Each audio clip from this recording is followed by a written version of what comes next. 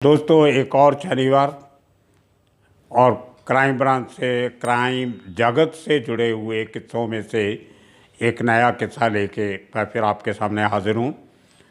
नया इसलिए शायद नहीं कह सकते क्योंकि पिछले एपिसोड में मैंने आपको बताया था कि शनिवार मैं आपको मुंबई की सबसे डेयरिंग, ख़तरनाक, हसीन और स्कीमी किस्म की एक औरत का किस्सा सुनाऊंगा जिसने पहली बार अंडरवर्ल्ड में एक ऐसा नाम कमाया और ऐसे काम किए जो जिसको सुन के आम लोगों को तक, क्या पुलिस वाले भी कई बार हैरान रह जाते थे। उसका ऑपरेट करने का तरीका, उसका अपना करैक्टर, उसका अपना चाल चलन और उसके कारनामे, वो सबके लिए एक ही शब्द है जिसको हम हैरत अंगेज़ कह सकते हैं। हैरान करने वाला, सबको एकदम शशोपंज में डाल देने वाला कि एक लड़की छोटी उम्र से किस किस्म के काम कर सकती है। बहुत कोई उसके बारे में इंफॉर्मेशन कहीं अवेलेबल नहीं है। बहुत ढूंढा मैंने, आपको पिछले एपिसोड में मैंने इशारा भी किया था कि मैं पिछले 3-4 दिन से इस सब्जेक्ट पर रिसर्च कर रहा था। पहले बहुत काम करके रखा था लेकिन मैं उसको अपडेट करना चाहता था, लेकिन अनफॉर्चुनेटली कोई भी ऐसी इन्फॉर्मेशन नहीं मिली जो मेरी पुरानी जानकारी में को इजाफा कर सकती। ढूंढ ढूंढ के जब कुछ चीज़ें सामने आती हैं तो सबसे बड़ी एक ही रिपोर्ट आती है जो मेरी फाइल की हुई थी 2008 में डीएनए में। खैर, शिल्पा ज़ावेरी एक बड़े अमीर गुजराती फैमिली ख़ानदान से बिलोंग करती थी। उसका बाप कांति भाई सोनी, आप हैरान मत होना, मैं बताऊंगा सोनी से शिल्पा ज़ावेरी कैसे बनी। कांति भाई सोनी जो था वो डायमंड का, सोने का, चांदी का बहुत बड़ा व्यापारी था और मुंबई में एक सिक्का नगर, एक गुजराती लोगों की सोसाइटी है जिसका जिक्र आप समद खान की स्टोरीज़ में बहुत सुन चुके हैं। और सिक्का नगर के ही एक बिल्डिंग में समद का मर्डर भी हुआ था। सिक्का नगर मुंबई की वो पहली एक सोसाइटी थी जहां 5 फ्लोर की बिल्डिंग में लिफ्ट लगी होती थी। उस समय मुंबई में कानून था कि ग्राउंड प्लस 4 जो फ्लोर की बिल्डिंग्स हैं उनमें सरकार लिफ्ट नहीं लगाने देती थी। क्योंकि पॉपुलेशन बहुत है, बिजली की कमी होती थी और ये एक कानून था कि 5 फ्लोर की बिल्डिंग को लिफ्ट नहीं दी जाएगी, सब लोग पौड़ी चढ़ के इस्तेमाल करेंगे। लेकिन सिक्का नगर क्योंकि अमीर गुजरातियों की सोसाइटी थी, काफ़ी बिल्डिंग है उसमें, अपने आप में छोटा सा मिनी टाउन है वो। और उन बिल्डिंगों में पहली बार गुजराती लोगों ने मिल के अपने खर्चे से बिजली का अरेंजमेंट करके पूरे बिल वगैरह भर के परमिशन लेके अपने 5 माले की 5 फ्लोर की बिल्डिंग में हर बिल्डिंग में लिफ्ट लगाई थी। और लिफ्ट वाली बिल्डिंग का जो रेट होता है, उसकी प्रॉपर्टी का रेट, वो बाकी बिल्डिंगों की तुलना में काफ़ी बढ़ जाता है और समाज में, सोसाइटी में एक वो वीआईपी या अपग्रेडेड बिल्डिंग जो है वो गिनी जाती हैं। हाई सोसाइटी के लोग वहाँ रहते हैं।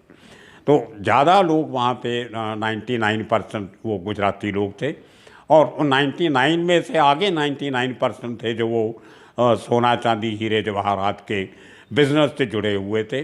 और उसके नज़दीक ही जो एक ज़ावेरी बाज़ार, हिंदुस्तान का सबसे बड़ा जो सोने चांदी हीरों का जो व्यापारिक सेंटर है वो उसके नज़दीक है और बहुत से लोग पैदल आ जा सकते थे अपनी दुकान से अपने घर तक। तो वो इतनी बड़ी सोसाइटी है कि उसके अंदर ही इन लोगों ने अपना एक बहुत वर्ल्ड क्लास का एक कॉन्वेंट के स्टैंडर्ड पे चलता हुआ स्कूल, जिसका नाम मॉडर्न स्कूल है, वो भी अंदर बनाया हुआ है। उसका गेट खाली सेपरेट किया हुआ बच्चों का आने जाने के लिए। और उसमें भी ज़्यादा जो स्टूडेंट्स थे वो गुजराती लोगों के और सोना चांदी हीरे के व्यापारियों के बच्चे ही वहाँ पढ़ते थे। ये सिक्का नगर की खूबसूरती है। और सिक्का नगर के आसपास चारों तरफ जितनी और बिल्डिंग्स हैं वो भी तकरीबन 90 से ज़्यादा % जो हैं वो गुजराती पॉपुलेशन वाली हैं। मुंबई की सबसे पुरानी जो हेरिटेज, यूनेस्को हेरिटेज जो एक रेसिडेंशियल बिल्डिंग है जिसका नाम कोटेचा वाड़ी है, वो भी सिक्का नगर के साथ ही है। तो एक हिसाब से एक बड़ा हिस्टोरिक एरिया है जो सिक्का नगर का एरिया है, और अपर मिडिल क्लास का एक पॉश एरिया। उसका दूसरा नाम मुंबई का दूसरा वाल्केश्वर भी बोलते हैं। वाल्केश्वर एरिया जो है, जहाँ पे मुंबई का राजभवन है, वो मालाबार हिल का एरिया, वो सबसे अमीर इलाका गिना जाता है। और आप सिक्का नगर की अहमियत इस बात से लगा सकते हैं कि जिसको उसको दूसरा वाल्केश्वर कहा जाता है, तो अंदाज़ा लगा लीजिए कितने पैसे वाले लोग वहाँ पे रहते होंगे। तो ये एक छोटा सा इतिहास है सिक्का नगर का। और उसके चारों तरफ जो गुजराती एरिया है, उसमें भी इसी किस्म के लोग रहते हैं। उन बिल्डिंगों में से एक बिल्डिंग का नाम है आनंद भवन। आनंद भवन के जो पूरी गुजरातियों की बिल्डिंग है, उसके फर्स्ट फ्लोर पे एक फैमिली रहती थी, कांति भाई सोनी। कांति भाई सोनी फिज़िकली देखने में कोई बहुत बड़ा बदमाश लगता था। नॉर्मली गुजराती जो होते हैं वो फिज़िकली स्टाउट कम लगते हैं, और लेकिन वो फिज़िकली बहुत तकड़ा स्टाउट आदमी था, और देखने से आसपास के लोग उससे डरते भी थे, उसकी पर्सनालिटी देख के। वो भी हीरे चांदी जवाहरात का व्यापारी था। उसकी बेटी थी शिल्पा जावेरी। अब जो सोनी जो है, ये गुजरात में जो सरनेम है, ये जो गोल्डस्मिथ कम्युनिटी होती है उससे जुड़ा हुआ है।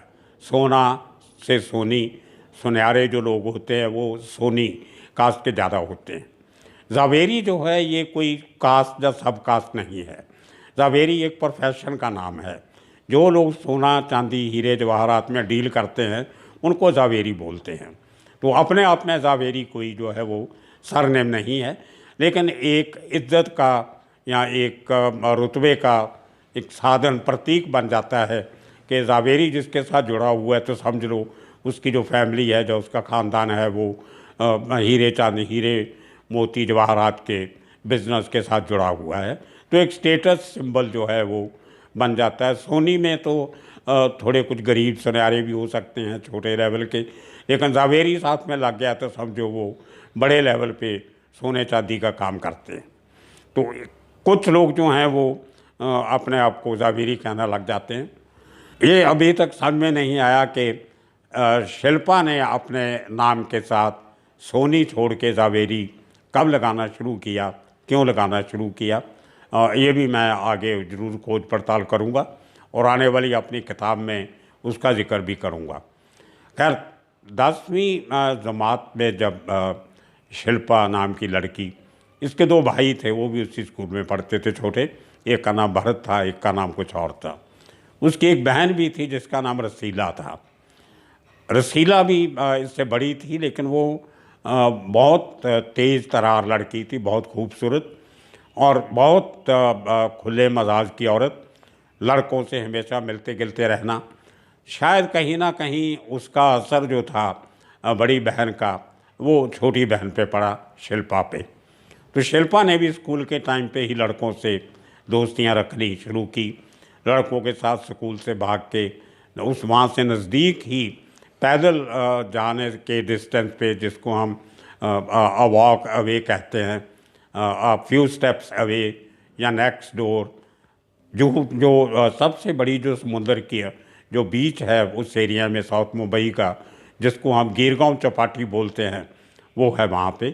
तो वहाँ पे बहुत से लोग जो है दिन में शाम में पूरा दिन मेला लगा रहता है।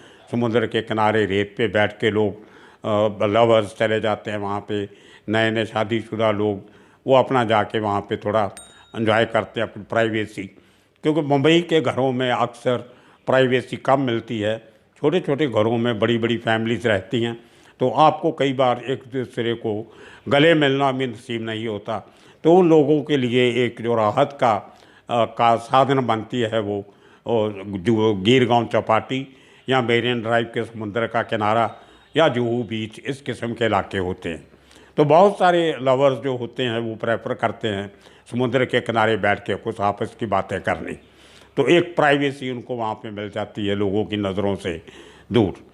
खैर, तो स्कूल की एज में, स्कूल की यूनिफॉर्म में बस्ता कहीं पे छपा के अपना स्कूल बैग, एक शिल्पा स्कूल से भाग के ये अपने दोस्तों के साथ चौपाटी पे घूमने जाया करती थी। ये इसका वहाँ के जो साथ में लोग पढ़ते थे उनसे मेरी बहुत से लोगों से बात हुई, उनसे ये मैंने पूरी इन्फॉर्मेशन निकाली। उसी फ्लोर, उसी बिल्डिंग में, आनंद भवन के जिस बिल्डिंग के फर्स्ट फ्लोर पे शिल्पा का ख़ानदान रहता था, फैमिली रहती थी, उसी के 5वें फ्लोर पे एक गुजराती फैमिली और रहती थी, गलिया कोट वाला। गलिया कोट एक इलाका है गुजरात का, वहाँ पे रहने वाले गलिया कोट के जो लोग हैं वो अपने आप को गलिया कोट वाला कह देते हैं। उस फैमिली का एक लड़का था रमेश, जो शिल्पा के साथ पढ़ता था 9वीं 10वीं जमात में। इन दोनों का आपस में इश्क हो गया। आप अंदाज़ा लगाइए उस ज़माने में 70s में, लेट 70s में स्कूल के लड़के लड़कियां इश्क करते हैं और भाग के समुद्र के किनारे अफरा तफरी करने जाते हैं, तफरी करने जाते हैं। तो ये बात कुछ दिनों के बाद सोसाइटी में फैल गई और सब लोग जानते थे एक दूसरे को, किसी ने बता दिया। और जब मालूम पड़ा माँ बाप को, तो शिल्पा के बाप ने शिल्पा की बहुत पिटाई की, मारा उसको। और जो गलिया कोट वाला रमेश था, यंग लड़का, उसके बाप ने और उसके जो चाचा वगैरह साथ में रहते थे, उन्होंने उसको बहुत मारा और उसको दोनों को कुछ दिनों के लिए स्कूल जाने से रोक दिया, घर में बंद कर दिया। एक दिन अब यंग लड़के लड़की प्यार में पागल हुए हुए एक दूसरे के बिना रह नहीं सकते।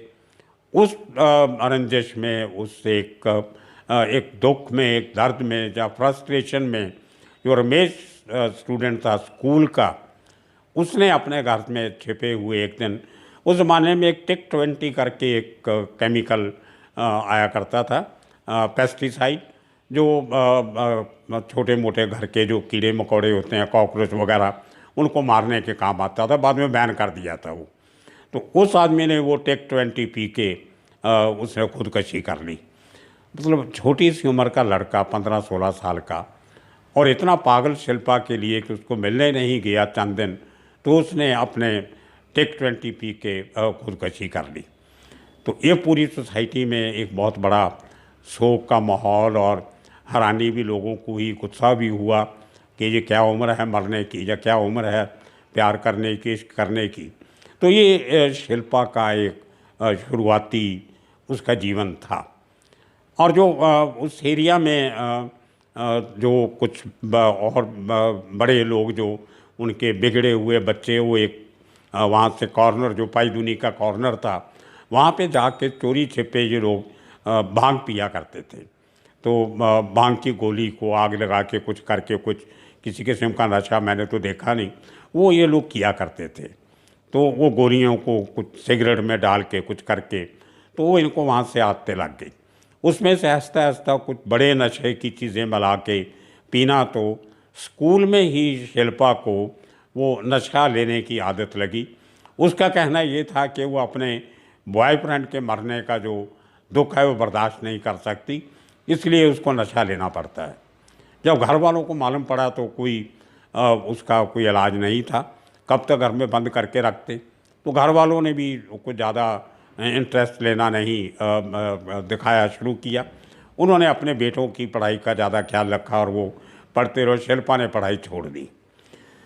कुछ दिनों के बाद उम्र के साथ साथ बड़ी हुई, तो वो जो ड्रग पीने वाला सर्कल था, उसके थ्रू एक शिवसेना का एक मैवरिक किस्म का एक लीडर था, बंधु शिंगरे। वो छोटे छोटे इश्यूज़ पे लेके थोड़ा वायलेंट किस्म का आदमी था, हर चीज़ में मुजाहरा करना, और शिवसेना की बैकग्राउंड उसके पास थी, लोग डरते भी थे। तो वो शख्स था, अगर आपको याद हो, जो एक बार मुंबई में पाकिस्तान क्रिकेट टीम का मैच होना था वानखेड़े स्टेडियम में, तो उस मैच, तो शिवसेना ने उस मैच का विरोध किया था कि हम पाकिस्तान की टीम को मुंबई में नहीं खेलने देंगे। तो बंधु शिंगरे वाज द मैन, जो अपने कुछ लोगों को लेके रात के अंधेरे में वानखेड़े स्टेडियम में एंटर किया, और वो पिच जो थी पूरी, वो कस्सी वगैरह लेके, सादल वगैरह लेके वो पिच को खोद दिया था।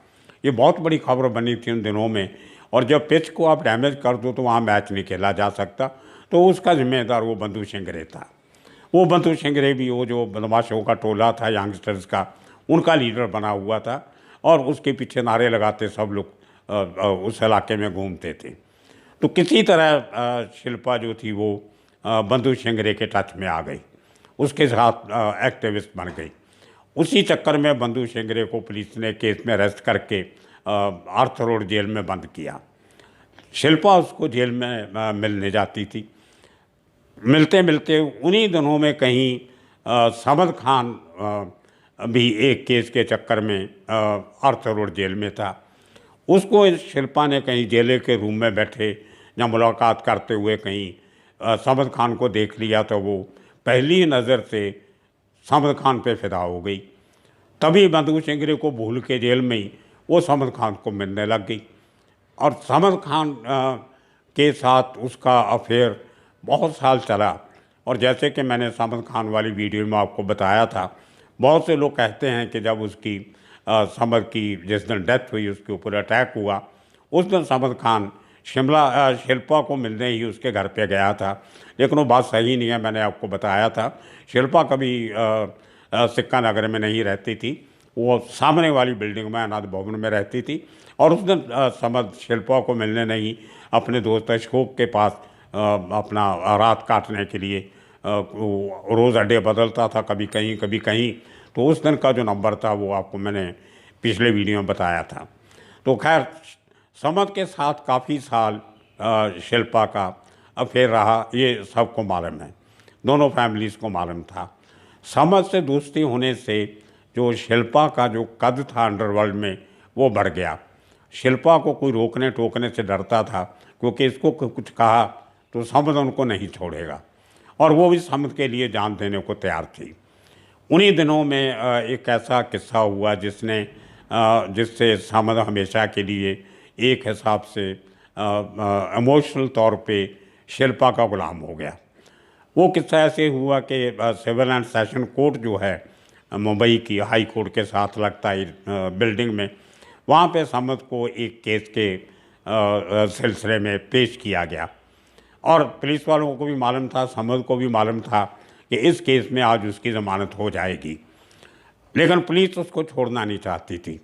मुंबई की पुलिस क्या करती है, जब एक आदमी को पकड़ती है तो उसको उसके साथ 3-4 केस और डिफरेंट पुलिस स्टेशन में रजिस्टर्ड करके रखते हैं, ताकि अगर आदमी की कस्टडी आपको चाहिए, एक केस में बेल हो, तो बेल के बाद उसको कोर्ट की प्रीमाइसेस के बाहर, जहाँ से कोर्ट की हद खत्म हो जाती है, वहाँ से दूसरे पुलिस स्टेशन की पुलिस इसको फिर अरेस्ट करती है और फिर उसको दूसरे दिन पेश करके कोर्ट में उसका रिमांड लेके फिर इंटरोगेशन शुरू हो जाती।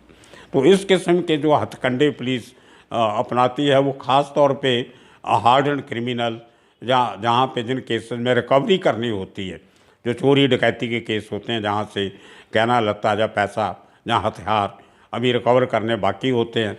और मैं ये भी आपको बता दूं कि बम्बई की पुलिस को ये इसलिए करना पड़ता है कि बॉम्बे में बाकी हिंदुस्तान की तरह कोई जो रिमांड है वो ज़्यादा लंबा नहीं मिलता, तो उनको रिमांड का पीरियड बढ़ाने के लिए इस किस्म के काम जो हैं वो करने पड़ते हैं। तो खैर, तो उस दिन जब समद की सेशन कोर्ट में पेशी हुई, तो आशा के मुताबिक जैसे उनको लगता था, उस केस में समद की ज़मानत हो गई। और समद की ज़मानत हुई तो उसके सामने जो बीच में रोड थी, रोड की दूसरी तरफ जो हाई कोर्ट पड़ता था, वो ज्यूरिसडिक्शन अलग हो जाती है, कोर्ट की हद वहाँ पे ख़त्म हो जाती है। तो जैसे ही पुलिस ने ये प्लान बना के रखा था, जैसे समद रोड क्रॉस करके इधर आएगा तो हम इसको अरेस्ट करेंगे, वो हथकड़ियाँ लेके और अपनी पूरी टीम लेके रोड की दूसरी तरफ दूसरे पुलिस स्टेशन के लोग खड़े थे। और एकदम पता नहीं कहाँ से क्या हुआ, सब पुलिस वाले भी अचंभत रह गए। और सडनली ऐसा हुआ, जैसे ही समद खान पुलिस वालों के साथ रोड क्रॉस कर रहा था, हाई स्पीड पे एक फिएट गाड़ी आई, पास आके ब्रेक लगाई बड़ी ज़बरदस्त, और समद खान को एक हाथ गाड़ी से निकला और उसको खींच के साथ में गाड़ी में बैठा के बहुत स्पीड से गाड़ी वहाँ से भाग गई। दोनों पुलिस स्टेशन की पुलिस देखती रह गई और बाद में मालूम पड़ा कि वो गाड़ी में भगाने वाला और कोई नहीं था, शिल्पा ही थी। इतनी डेयरिंग लड़की, वो गाड़ी बहुत अच्छी चलाती थी और वो उसको मखौल भी करते थे कि उस ज़माने में नई नई फास्ट एंड फ्यूरियस अंग्रेज़ी फ़िल्म की एक सीरीज़ आई थी फिल्मों की, बहुत फिल्में वो सीरीज़ चली थी वो। और उसमें एक लड़की एक फिल्म में उनमें से एक में वो बहुत तेज़ गाड़ी चलाती है और क्रिमिनल्स को पुलिस से छुड़ा के ले जाती है उस फिल्म में, फास्ट एंड फ्यूरियस उसमें।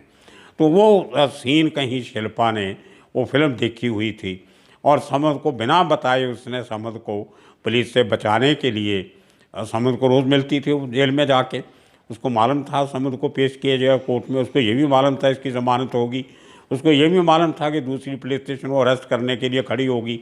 उसने अपने आप ये प्लान बनाया, गाड़ी अरेंज की, खुद चला के आई और पूरे 2 पुलिस स्टेशनों के पुलिस वालों के सामने से समद को गाड़ी में बैठा के भाग गई और उसके बाद समद कभी अरेस्ट नहीं हुआ।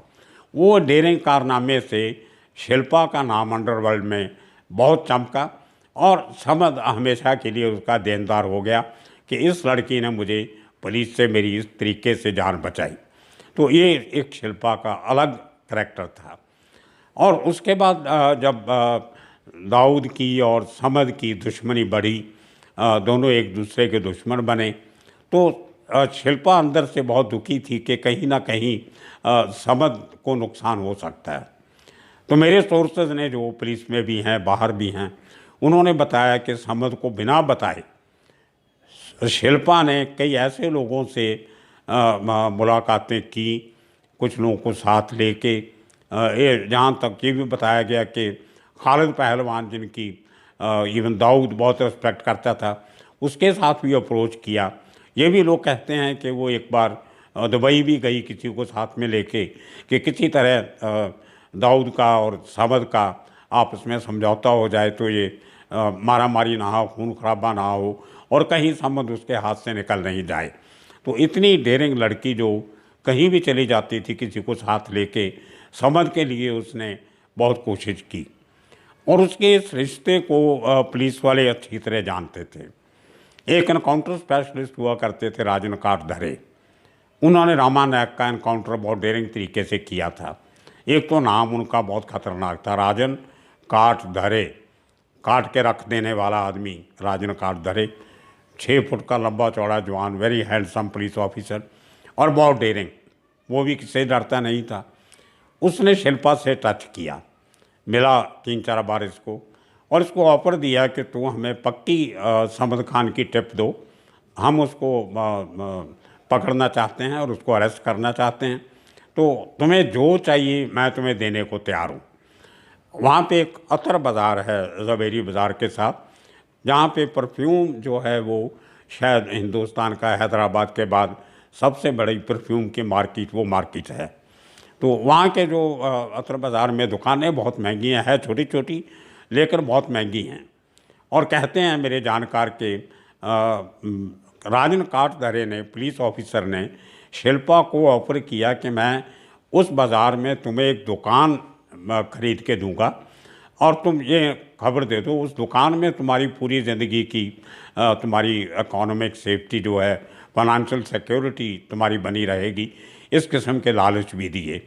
और उसको ये भी कहा कि मैं तुम्हारी अच्छी जगह शादी करवा दूंगा और बिजनेस शुरू, हम समद खान की टिप दे दो। तो शिल्पा एक बार उसने जो फैसला कर लेती थी वो उससे कभी वापस नहीं जाती थी, जो उसके करैक्टर की खूबी थी। उसने काटधरे को बोल दिया कि मैं मर जाऊंगी लेकिन मैं समद खान के बारे में कोई टिप या उसका कोई नुकसान नहीं होने दूंगी। और उससे काटधरे ने शिल्पा को बाद में तंग भी किया, उसको शायद कुछ लोग कहते हैं कि कुछ दिन के लिए एक नकली ड्रग केस में उसको अरेस्ट भी किया, लेकिन उसको किसी प्रेशर से छोड़ना पड़ा क्योंकि केस जो था वो सही नहीं था। तो खैर ये एक शिल्पा का समद के प्रति जो एक उसका करैक्टर था वो था। और जब फाइनली समद खान का एनकाउंटर होता है तो शिल्पा अपने आपे से बाहर हो जाती है। और जो उन दिनों में जो खबरें छपी अखबारों में, जो लोगों में चर्चा छिड़ा, जैसे मैंने आपको बताया वो ये कि समद को शिल्पा ज़वेरी ने मरवा दिया, उसके घर पे गया था मिलने, तो उसके ऊपर जो ये इल्ज़ाम लगा उससे वो मेंटली थोड़ा सा हिली और ज़्यादा ड्रग पीने लग गई। लेकिन उसको भी एक औरत को फिर भी कोई ना कोई सहारा चाहिए होता है, आगे ज़िंदगी जीनी है, यंग एज थी, उम्र ज़्यादा नहीं थी। तो जब ये पहले जब मैंने बताया कि उसके स्कूल के उस दोस्त ने जो जहर लेके खुदकुशी कर ली थी, उन दिनों में वो ड्रग के जो एक सर्कल बना था, उसमें एक आरिफ नाम का लड़का भी था जो तभी एमए वगैरह करता था, पढ़ा लिखा था, बाद में प्रोफेसर बन गया। वो अंदर खाते कहीं शिल्पा को वन साइडेड प्यार करता था। शिल्पा को उस बात का पता नहीं था। उसने एक दो बार इशारा भी किया। और अब जब समझ के मरने के बाद शिल्पा अकेली पड़ी, ड्रग में ज़्यादा लुप्त हुई, तो आरिफ ने फिर उसको अप्रोच किया। और लोग कहते हैं कि तब तक आरिफ प्रोफेसर बन गया था और किसी कॉलेज में, स्कूल में कहीं पढ़ाता था। वो प्रोफेसर आरिफ के नाम से मशहूर हुआ। तो कहते हैं कि उसने, आरिफ ने और शिल्पा ने शादी कर ली। और शादी करने के बाद वो बैंड्रा एरिया में एक चर्च है पाली हिल के पास, चर्च के बिल्कुल सामने एक बिल्डिंग में फर्स्ट फ्लोर पे फ्लैट लिया। उसके नीचे एक मेडिकल स्टोर है, जहाँ से अक्सर कुछ शिल्पा ने उस बिल्डिंग में फ्लैट लिया इसलिए था कि नीचे जो मेडिकल स्टोर है वहाँ पे कुछ ऐसी नशीली दवाइयाँ मिल जाती हैं जो प्रिस्क्रिप्शन से मिल जाती हैं, जहाँ अगर आपकी जान पहचान है तो बिना प्रिस्क्रिप्शन के भी पाई जा सकती हैं। तो उसको ये था कि कभी मेरे पास अपना नशा नहीं हो तो मुझे ज़रूरत हो तो मैं सीढ़ी नीचे उतर के अपना नशे की गोलियाँ या इंजेक्शन या जो भी उसको चाहिए वो ले सके। तो इतनी डिपेंडेंट हो गई थी वो ड्रग्स के ऊपर कि उसको घर भी वहाँ पे लेना पड़ा जिसके नीचे उसको ड्रग्स मिल जाया करे, सिंथेटिक ड्रग हो या एलोपैथिक ड्रग्स हो। तो ये शिल्पा का एक करैक्टर था।